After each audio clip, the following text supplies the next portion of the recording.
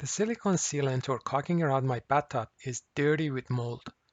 There are several cleaning products that require lots of scrubbing with little effect. I am going to show you an easy and quick way to really clean up the mold. It will only take a few minutes and it does not require scrubbing at all. All we need is toilet paper, bleach, small container, and gloves. I'm using dishwashing gloves here. Start by pouring some bleach into the container. Take some toilet paper and make it double layered. Then twist it just a little before dipping it slightly into the bleach. Then cover the caulking with it. The toilet paper easily gets stuck even on the vertical surfaces. We just have to make sure that we cover all places around the bathtub. Let it sit for a few hours.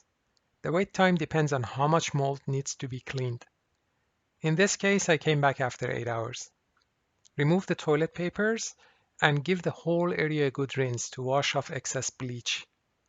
As you can see, all the ugly black mold is gone.